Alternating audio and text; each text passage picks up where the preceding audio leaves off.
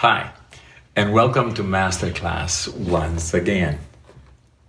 This time we will attempt to shed some light on the creative process. And we also will try to unravel some of the mysteries that surround creativity. And I can't think of a better place to be doing this, right, but in front of this particular piano. This is a very special piano, and it's one of my favorite ones because I have written and recorded in my time one of my all-time favorite albums on this particular piece of equipment. It's a little bit out of tune, it has been retired, and it's living happily ever after right here. Anyway, a lot of learning has taken place because of this piano. Getting back to creativity. The interesting thing about the creative process is that when you're in it, you cannot observe it. And if you try to observe it, you cannot be in it. It's a paradox, isn't it? That's what was driving me crazy too. It's like, how can you study it? I was so frustrated, and with my background in psychology, I decided to study it a little bit. I thought that, why sometimes I can write a song in a moment, and then other times I would be sitting here for a week or 10 days and have nothing. That could not be. There would be something that I was doing wrong. And I thought there's got to be a way to control the creative process. See, the word control, though, is misleading because control is an illusion. You cannot control the creative process. You really surrender to it. It's counterintuitive. You think you can grasp at it, but you can't. The creative process is much like a butterfly. You have to close your eyes, extend your hand, and visualize it landing right here on your hand. And it does. And when it does, it's magic. If you grasp at it, you will kill it. You will destroy it. It's the same thing with the creative moment. You can't grasp at it. You have to let it come to you. You have to surrender to it, in other words. And when it appears, let it just take you, go right through you, and immerse yourself in it. In other words, become one with it. If you're writing music, become one with the music. I know that sounds a little strange, but trust me, it is doable, it is attainable, and it's very reasonable. The creativity and the creative process is a state of mind. It's like the athletes call it the zone. There are many ways that people try to understand what's really happening to them when they're in a creative mode and the sparks are flying, and the next moment everything just shuts down. Then you have no access to anything. I will attempt to explain a little later on by playing the piano, and really I'm going to pick one piece of music that taught me quite a lot. I have a lot of pieces of music I had trouble with when I was writing them 30 years ago. But for now, I just like to direct you to a couple of, I don't want to call them rules, but I know one thing, that judgment and creativity are opposites. They're both valid, and you need them both, but they cannot exist in the same place at the same time. It's, if you judge what you're creating, the creative moment ends and you're outside looking in at what you just did. So now you're the observer. You're not the object. You have to be it. So you can't become aware of it. It has to happen without awareness. Almost, it's a surrender. What I do is this. I don't do what I've heard people in yoga try to empty my mind and all that. I just allow my mind to be free to roam, to go anywhere it wants. I know I'm sitting in front of a piano waiting for something to happen. Or sometimes I just sit and I just listen. And I listen to the black. I listen to the unknown. Because everything that I'm going to ever write in the future is in the unknown. I call it the black. The lit part is the knowledge, all the songs I've ever written, everything I think I know, and so on. So I befriend the unknown. The unknown is my friend. All the beauty that I will ever come across that's new and fresh is out there. Again, becoming one with your creation is the key. And you have to follow it. You let your mind go for a while, and you may think during the day what happened, what you liked, what you didn't like, what you're thinking about tomorrow, what happened yesterday, and so on, and it meanders. And at one point, it's going to go into the music. It's inevitable. So when that thought comes, I let it take me. I become one with it, and it guides me. It can go left, right, up, down. It can just climb up and climb down and dive and fly, and there's no limit to it.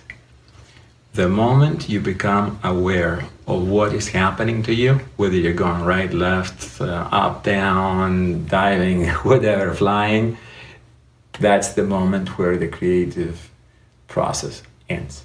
And you're outside looking in, passing judgment on what you're creating, saying, well, it might be too fast, too slow, too cold, too sweet, too anything. It doesn't really matter. Now, I can show you a little bit on the piano how this might work. I remember it was over 30 years ago. I didn't know anything of what I just told you. And you can see how difficult the subject is to address because you can't put it into words. But I promise you one thing, once you feel the creative spark and it happens, you will never forget it. And the more you do it, the more, the better you become at it, and the longer you can stay in it, and you can go in and out at will almost.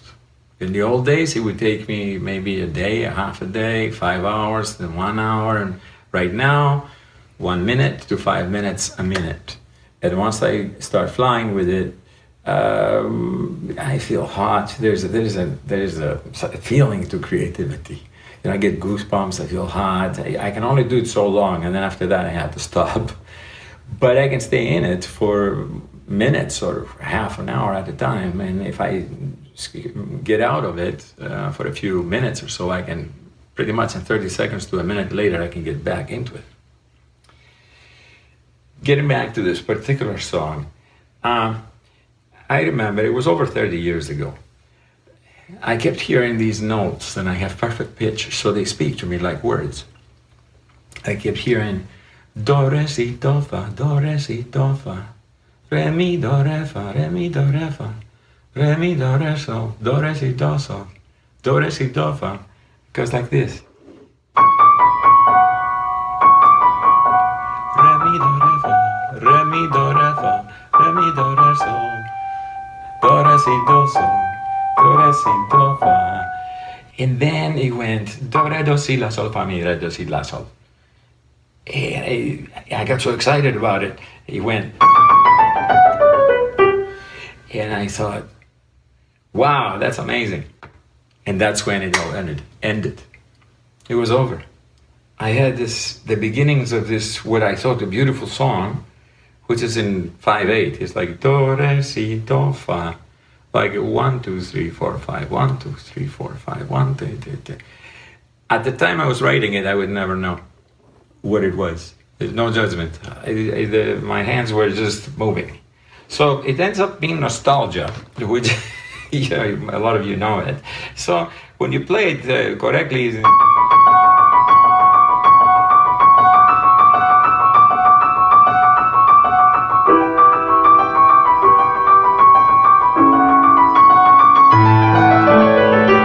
and then I woke up. I said, I liked the dive down, but I thought, do, re, do, si, la, sol, fa, mi, re, do, si, la, sol, what? What happens? And then I spent 3 days trying to come up with the next part. What's the next part? I couldn't think. I thought, chords? Do you do chords? I know I cannot go. I cannot continue going down. At some point, it has to come back up. That's now contriving it. I'm trying to control creativity. That doesn't work very well. If you become really good as a composer, as time goes by, you can write anything. But you're not going to write the most amazing things in your life like that. It is complete surrender and the song will let you know what it wants to be. So 3 days went by, I remember that. And I was very frustrated because I wanted to finish this piece of music because I knew it was going to be great. And I kept hearing si, mi, fa, sol, si, la, do, fa, sol, la, si, re, sol, la, si, re, mi, la, re, do, si. I heard that out of the blue for no reason. And it goes like this.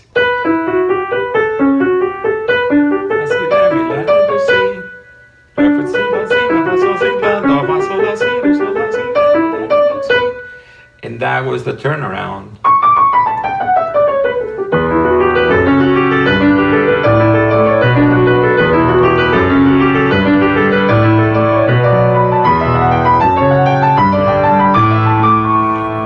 Then how do you turn around? Because this is a perfect circle. This piece of music is an absolute magic. I don't know how I came up with it 35 years ago. I didn't understand any of this. You go at the end.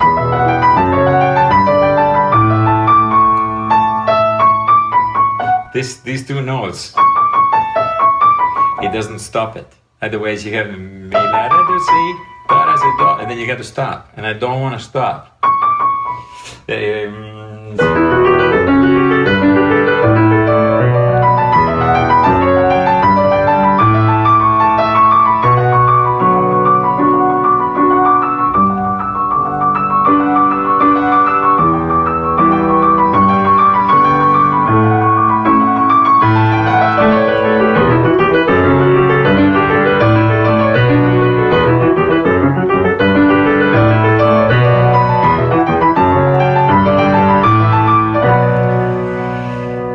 The interesting thing about the song is that the climb up was actually 5.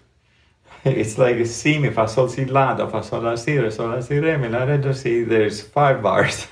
And the beginning was 4 bars. I had no clue about this at all when I was writing it.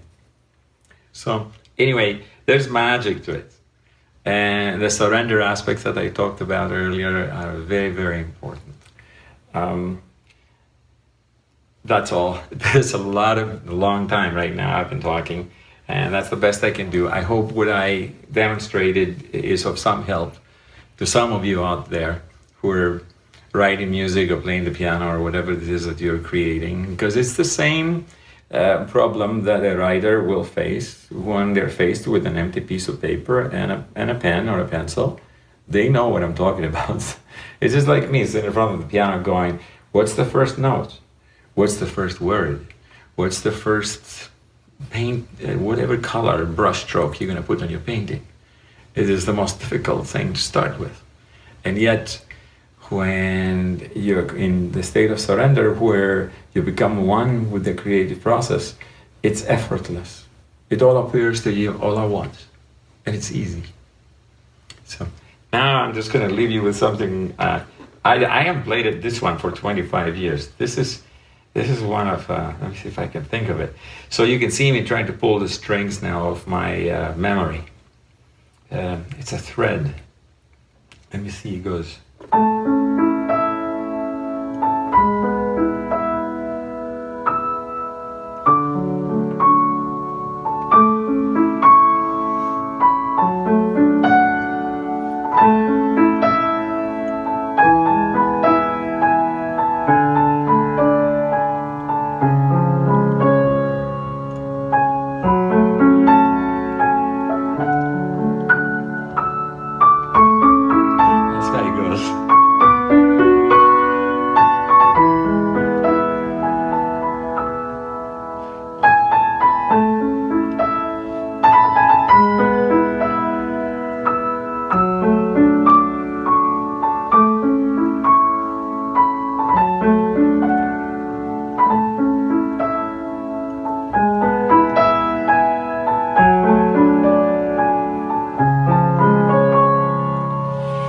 getting better at it as I'm getting it out. And then I know it finishes with all little children must go to bed. It's the end of the fairy tale, you know.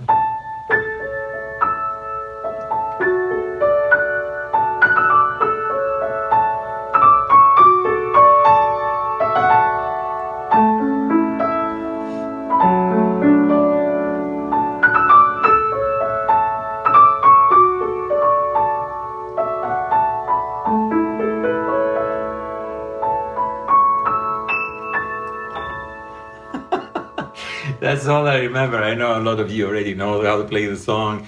I didn't play it perfectly. All the notes are not there, but the direction was there. So I thought I'd leave you with that.